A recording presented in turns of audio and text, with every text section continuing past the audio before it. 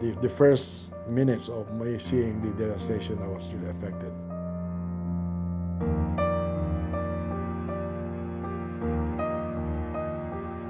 I cannot avoid it. I have tears in my eyes. I was really affected by the impact, recognizing how hard it is.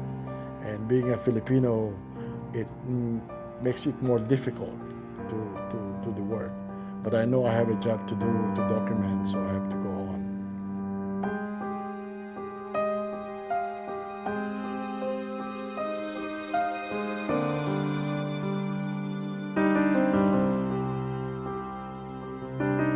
The images are unlimited.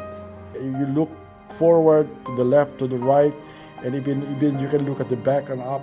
There are damages.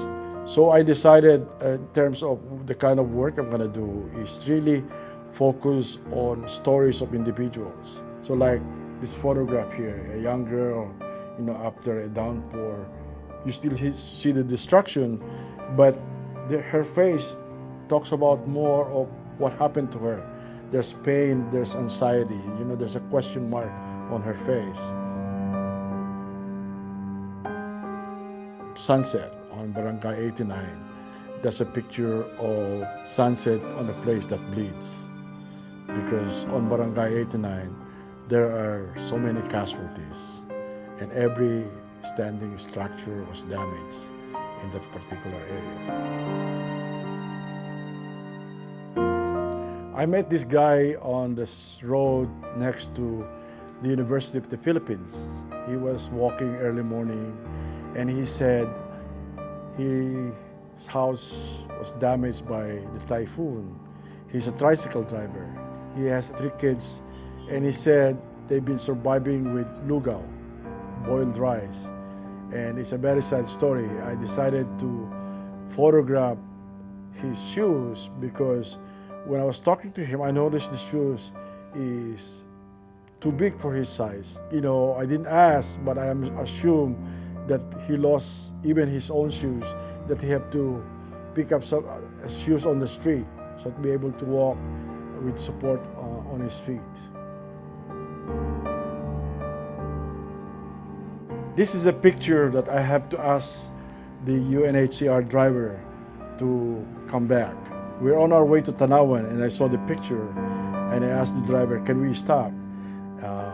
If you are Waray and you live in Tacloban, you love Tacloban. There are people who migrated from other provinces to work in the area, and because of their love for Tacloban, they were one of those who have to perish on this typhoon. Although it's just one cadaver, there are about 6,000 who lost their lives there, and about 2,000 still missing.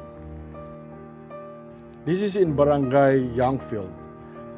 Before the typhoon, the father decided that it will be better for his family to evacuate. So all the members of the family evacuated to I think it's the stadium. So he decided to stay home to watch on his property. And he said the only reason why he was able to survive is he hid himself inside the toilet. But this is what's left in his house. And his reaction is that, I don't know if I can rebuild because I don't have a job and I don't have money to rebuild that house I tried to put together for many, many years. His story is very similar to many who are survivors of the typhoon. A lot of people spend years of their life building the best homes they could afford, and yet in one sweep of the typhoon storm surge, it disappeared and they have to start all over again. Definitely I'll be back.